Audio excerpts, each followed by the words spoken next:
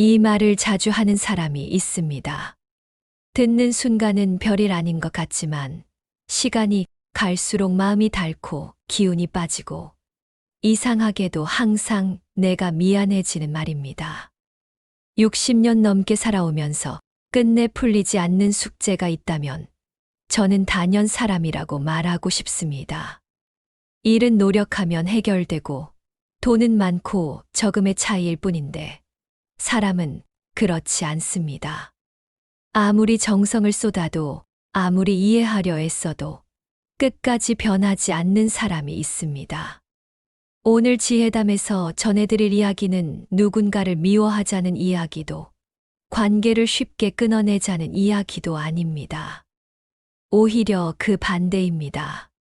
평생 참고 배려하고 먼저 손 내밀며 살아온 분들이 이제는 더 이상 상처받지 않고 조용하고 품격 있게 관계를 정리할 수 있는 기준에 대한 이야기입니다. 본격적인 이야기에 들어가기 전에 이런 이야기들이 앞으로의 삶에 도움이 되신다면 구독과 좋아요로 지혜담과 함께 해주시면 감사하겠습니다. 자, 이제 조용히 라디오 볼륨을 조금 낮추든 마음을 열고 들어주시기 바랍니다. 혹시 이런 경험 있으신가요? 부탁을 들어주면 고맙다는 말보다 다음 요구가 먼저 나오는 사람, 거절하면 바로 서운해지고 관계를 문제 삼는 사람, 대화가 끝나고 나면 늘 마음이 무거워지는 사람. 그런데 이상하게도 우리는 그런 사람 앞에서 스스로를 돌아봅니다. 내가 너무 예민한가? 내가 이해심이 부족한가?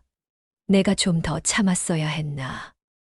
그렇게 자신을 탓하며 또 한 번 넘깁니다. 그런데 말입니다. 정말 그럴까요?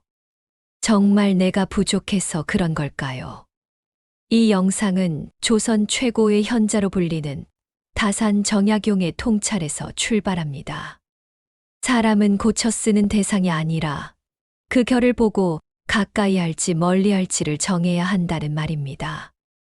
나무도 결을 거슬러 자르면 손이 다치듯 사람도 본성을 거슬러 관계를 이어가면 결국 상처는 내가 입게 됩니다. 오늘 이야기는 인생 후반전에 접어든 우리에게 꼭 필요한 질문을 던집니다. 왜 어떤 사람은 끝까지 변하지 않는가? 왜 그 사람 앞에서 나는 늘 죄인이 되는가? 그리고 언제까지 이 관계를 책임져야 하는가? 오늘 영상에서는 그 해답을 감정이 아닌 이해의 언어로, 분노가 아닌 기준의 언어로 풀어보려 합니다. 이 말이 자주 나오는 사람, 이 패턴이 반복되는 사람과의 관계가 왜 나를 소모시키는지, 그리고 어떻게 싸우지 않고 설명하지 않고 조용히 거리를 둘 수 있는지를 차근차근 짚어드릴 예정입니다. 이건 관계를 버리는 법이 아니라 남은 인생을 지키는 법에 가깝습니다. 오늘 이야기를 끝까지 들으시면 왜 어떤 인연은 놓아야 비로소 숨이 쉬어지는지, 왜 멀어짐이 배신이 아니라 자기 보호인지, 그리고 한 사람을 놓은 자리에 외로움이 아니라 평온이 들어올 수 있는 이유를 스스로 느끼시게 될 겁니다. 지금 이 순간에도 누군가의 말 한마디 때문에 마음이 불편하셨다면 오늘 이야기는 남의 이야기가 아닙니다. 이제 지혜담과 함께 인생 후반전에서 꼭 정리해야 할 사람의 유형에 대해 첫 번째 이야기를 시작해 보겠습니다. 사람을 오래 겪어본 분들은 압니다. 문제가 되는 관계에는 공통된 신호가 있다는 것을요. 처음에는 아주 사소합니다. 말 한마디, 표정 하나, 반복되는 뉘앙스 같은 것들입니다. 오늘 이 두 번째 이야기에서는 인생 후반전에 반드시 알아차려야 할 첫 번째 유형의 사람부터 차분히 짚어보겠습니다. 이 말이 자주 나오는 사람입니다. 내가 뭘 잘못했는데. 이 말은 사과처럼 들리지만 사실은 사과가 아닙니다. 책임을 회피하는 문장이자 대화를 끊는 방패입니다. 이런 사람과 대화를 해보신 분들은 아실 겁니다. 분명 상처를 받았고 상황은 분명한데 이야기를 꺼내는 순간 분위기는 묘하게 바뀝니다. 상대는 곧바로 억울해지고 목소리는 커지고 이야기는 다른 방향으로 흐릅니다. 결국 대화의 끝에는 내가 예민한 사람이 되어 있고 괜히 말을 꺼냈다는 후회만 남습니다. 이 유형의 사람은 잘못을 인정하는 순간 자기가 무너진다고 느낍니다. 그래서 미안하다는 말 대신 변명을 선택하고 반성 대신 공격을 택합니다. 중요한 건 이들이 일부러 나쁘려는 게 아니라는 점입니다. 그들의 마음, 구조 자체가 책임을 견디지 못하게 굳어 있는 경우가 많습니다. 그래서 아무리 설명해도 아무리 증거를 내밀어도 결과는 바뀌지 않습니다. 이런 관계에서 많은 시니어 분들이 이렇게 말합니다. 그래도 내가 한 번 더 이해해 주면 달라지지 않을까. 하지만 안타깝게도 이런 사람은 이해를 받아도 변하지 않습니다. 오히려 이해받을수록 자기 방식이 옳다고 확신하게 됩니다. 두 번째 유형은 나를 사람으로 대하지 않는 사람입니다. 필요할 때만 연락이 오고 평소에는 존재조차 잊고 지내다가 도움이 필요하면 갑자기 친근해지는 사람입니다. 말은 늘 달콤합니다. 역시 당신밖에 없다. 이건 당신만 믿고 부탁하는 거다. 하지만 일이 끝나면 다시 조용해집니다. 이 관계에서 문제는 부탁 자체가 아닙니다. 문제는 반복되는 구조입니다. 주고받음이 아니라 쓰고 버리는 패턴이라는 점입니다. 이런 관계에 오래 노출되면 사람은 서서히 자기 가치를 의심하게 됩니다. 내가 이 사람에게 어떤 존재인지, 나라는 사람이 아니라 역할만 남은 건 아닌지 헷갈리기 시작합니다. 하지만 이 또한 내 탓이 아닙니다. 상대는 애초에 관계를 동등하게 설계하지 않았기 때문입니다. 세 번째 유형은 위로하는 척 상처를 남기는 사람입니다. 겉으로는 공감하는 말들을 합니다. 힘들었겠다. 내 입장도 이해된다. 그런데 그 뒤에 꼭 이런 말이 붙습니다. 그래도 누구는 너보다 더 힘들어. 나는 그 정도는 아무렇지도 않았어. 이런 말이 반복되면 위로는 사라지고 비교만 남습니다. 이들은 타인의 고통 위에 자신의 우위를 세우며 안정을 느끼는 유형입니다. 그래서 당신이 힘들수록 은근히 그 이야기를 끌어내고 나중에는 다른 사람들에게 흘리기도 합니다. 여기까지 들으시면서 혹시 특정 얼굴이 떠오르셨다면 그건 우연이 아닐지도 모릅니다. 중요한 건 그 사람을 미워할 필요는 없다는 점입니다. 다만 이 유형의 사람들과 거리를 두는 것은 성격의 문제가 아니라 생존의 문제에 가깝습니다. 앞선 이야기에서 몇 가지 유형을 짚어보셨다면 이제 이런 의문이 드실 겁니다. 왜 이런 사람들 앞에만 서면 내가 늘 작아지고 설명하게 되고 끝에는 죄인이 되는 걸까? 세 번째 페이지에서는 바로 그 이유를 이야기해 보려 합니다. 많은 분들이 관계가 틀어질 때 가장 먼저 하는 행동이 있습니다. 설명입니다. 나는 이런 의도가 아니었고, 그때는 이런 사정이 있었고, 상처 주려던 건 아니었다고 차근차근 말합니다. 그런데 이상하지요. 설명을 하면 할수록 상대는 이해하기는커녕 더 공격적으로 변합니다. 이유는 간단합니다. 변하지 않는 사람은 이해를 원하지 않기 때문입니다. 이들은 진실을 알고 싶어 하지 않습니다. 이기고 싶어 할 뿐입니다. 설명은 대화의 문을 여는 열쇠라고 생각하기 쉽지만 이런 유형의 사람에게 설명은 오히려 무기입니다. 당신의 말 하나하나가 꼬투리가 되고 기억은 편집되고 결국 당신의 말이 당신을 공격하는 칼날이 됩니다. 그래서 대화가 끝난 뒤 우리는 늘 지칩니다. 말을 많이 해서가 아니라 나 자신을 증명하려 애썼기 때문입니다. 네 번째로 조심해야 할 유형은 남의 흉을 통해 친밀함을 만드는 사람입니다. 처음에는 이렇게 시작합니다. 너니까 말하는 건데 여기까지만 이야기해. 이 말은 친밀함의 증표처럼 들립니다. 하지만 사실은 경고입니다. 이 사람은 관계를 신뢰가 아니라 정보로 관리하는 사람입니다. 오늘은 다른 사람의 이야기를 당신에게 하지만 내일은 당신의 이야기를 또 다른 누군가에게 할 가능성이 큽니다. 이런 관계에서 많은 분들이 실수합니다. 나는 특별하니까 괜찮을 거라 믿는 겁니다. 하지만 험담은 성격이지 대상이 아닙니다. 다섯 번째 유형은 고집을 소신으로 포장하는 사람입니다. 다 너 잘 되라고 하는 말이라는 외피를 쓰고 상대의 선택을 통제합니다. 어디를 가야 하는지, 뭘 먹어야 하는지, 어떻게 살아야 하는지까지 조언이라는 이름으로 침범합니다. 처음에는 경험에서 우러난 충고처럼 들리지만 시간이 지나면 내 삶의 주도권이 조금씩 흔들립니다. 이 유형의 사람 앞에서 우리는 이상하게도 판단 능력을 잃습니다. 계속 지적을 받다 보니 스스로 결정하는 게 두려워지기 때문입니다. 그런데 분명히 짚고 가야 할 점이 있습니다. 조언과 통제는 전혀 다릅니다. 조언은 선택권을 남기지만 통제는 죄책감을 남깁니다. 여섯 번째로 많은 분들이 가장 힘들어하는 유형은 밑 빠진 독 같은 사람입니다. 베풀수록 더 요구하고 한 번 거절하면 냉정한 사람이 됩니다.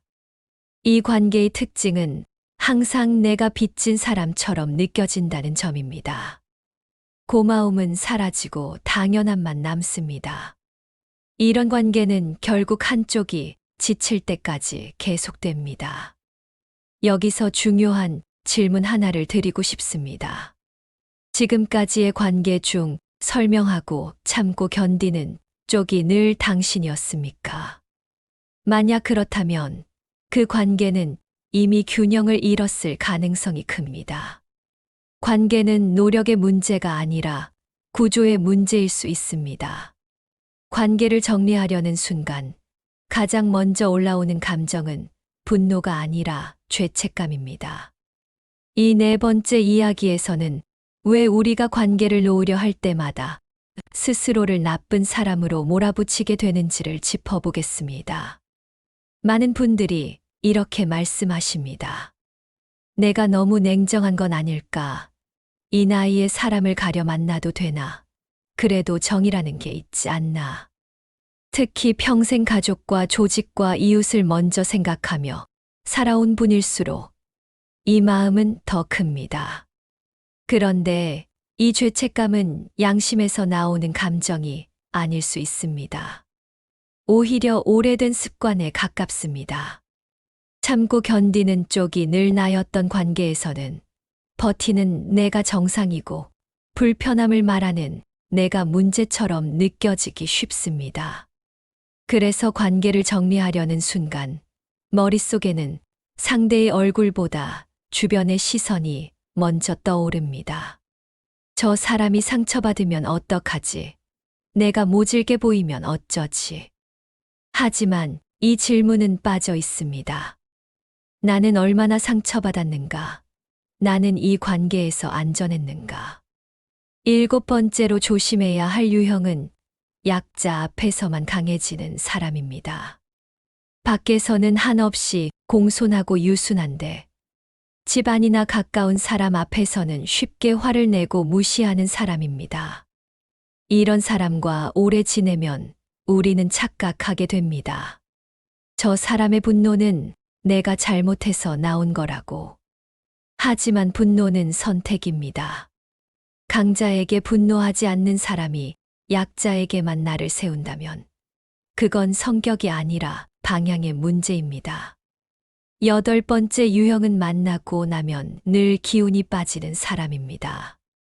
특별히 큰 다툼이 있는 것도 아닌데 통화를 하고 나면 마음이 무겁고 얼굴을 보고 돌아오는 길엔 괜히 삶이 회색으로 느껴집니다. 이 사람들은 끊임없이 불행과 불만을 이야기합니다. 세상은 나를 힘들게 했고 사람들은 믿을 수 없고 미래는 어둡다는 말이 반복됩니다. 처음에는 들어주는 게 인간적인 일처럼 느껴집니다. 하지만 시간이 지나면 내 삶의 온도까지 함께 내려갑니다. 중요한 건 공감과 흡수는 다르다는 점입니다. 공감은 상대의 이야기를 이해하되 나를 잃지 않는 것이고, 흡수는 상대의 감정을 내 삶으로 끌어오는 것입니다. 이 유형과 거리를 두지 않으면 어느 순간 나의 하루마저 그 사람의 감정으로 채워집니다. 이제 여기서 아주 중요한 기준 하나를 말씀드리고 싶습니다. 관계를 정리해도 되는 이유는 상대가 나쁜 사람이어서가 아닙니다. 그 관계가 나를 계속해서 소모시키기 때문입니다. 인연에도 유통기한이 있습니다. 모든 관계가 평생 가야 할 의무는 아닙니다. 특히 인생 후반전에서는 더 그렇습니다. 남은 시간은 문제를 해결하는 데 쓰기엔 너무 귀하고 평온을 지키는 데 쓰기에도 빠듯합니다. 관계를 정리한다고 하면 많은 분들이 가장 두려워하는 장면이 있습니다. 큰 말다툼, 서운함이 쌓인 끝에 폭발, 관계가 적이 되어버리는 순간입니다. 그래서 우리는 끝까지 참고 아무 일 없는 듯 지내며 마음만 조금씩 달아갑니다. 5번째 이야기에서는 싸우지 않고 설명하지 않고 상처 없이 거리를 두는 방법에 대해 말씀드리려 합니다.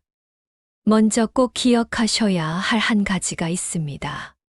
변하지 않는 사람에게는 설득이 통하지 않습니다.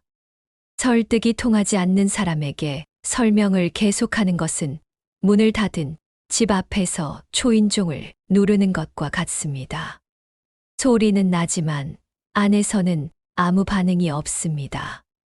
그래서 관계를 정리할 때 필요한 것은 긴 설명이 아니라 짧은 기준입니다. 많은 분들이 이렇게 말합니다. 그래도 이유는 말해줘야 예의 아니냐고요. 하지만 이유를 말하는 순간 대화는 다시 시작됩니다. 그리고 그 대화는 대부분 상대의 방어와 공격으로 흘러갑니다. 관계를 정리할 때 가장 안전한 태도는 감정을 주장하지 않는 것입니다. 당신이 힘들었다는 이야기조차 어떤 사람에게는 공격의 빌미가 됩니다. 대신 이렇게 마음속으로 기준을 세우는 겁니다. 이 사람과의 만남 이후 나는 나답게 돌아오는가? 아니면 항상 소진되는가? 이 질문에 솔직해지는 순간 선택은 이미 절반 끝난 것입니다. 거리를 두는 방식은 생각보다 단순합니다. 연락의 빈도를 줄이고 즉각적인 반응을 멈추고 모든 부탁에 설명을 덧붙이지 않는 것입니다. 바빠서, 사정이 있어서, 요즘은 여력이 없어서. 이 정도면 충분합니다. 중요한 건 상대를 설득하려 하지 않는 태도입니다. 6번째 이야기에서 자주 등장하는 문장이 있습니다. 왜 이렇게 변했어? 예전엔 안 그랬잖아. 이 말이 나오는 순간 흔들릴 필요 없습니다. 변한 건 당신이 아니라 더 이상 무리해서 맞추지 않기로 한 선택입니다. 그건 퇴보가 아니라 성장입니다. 또 하나 중요한 부분이 있습니다. 관계를 줄이면 외로워질까봐 두렵다는 마음입니다. 하지만 실제로 많은 분들이 이렇게 말씀하십니다. 사람을 줄이고 나니 이상하게도 마음이 더 편해졌다고. 전화벨이 울릴 때 긴장하지 않아도 되고 모임을 다녀와도 하루가 망가지지 않는다고. 외로움은 사람의 숫자에서 오지 않습니다. 불편한 관계 속에서 더 깊은 외로움이 만들어집니다. 관계를 정리한다는 건 문을 닫는 일이 아니라 내 집의 창문을 여는 일일 수 있습니다. 바람이 통하고 빛이 들어오고 숨이 쉬어지는 공간을 만드는 일입니다. 관계를 하나 내려놓고 나면 사람마다 다른 감정이 찾아옵니다. 6번째 이야기에서는 그 이후의 마음에 대해 솔직하게 말씀드리려 합니다. 많은 분들이 이렇게 말합니다. 막상 거리를 두고 나니 마음이 허전하다고, 내가 너무 이기적인 선택을 한 건 아닐까 다시 흔들린다고. 이 공허함은 이상한 감정이 아닙니다. 오히려 아주 자연스러운 과정입니다. 오래된 관계는 좋았든 힘들었든 일상의 일부였기 때문입니다. 매주 반복되던 통화, 의무처럼 이어지던 만남, 익숙했던 긴장감까지도 사라지면 마음은 잠시 빈방처럼 느껴집니다. 하지만 중요한 차이가 있습니다. 공허함은 조용하고 평온은 가볍습니다.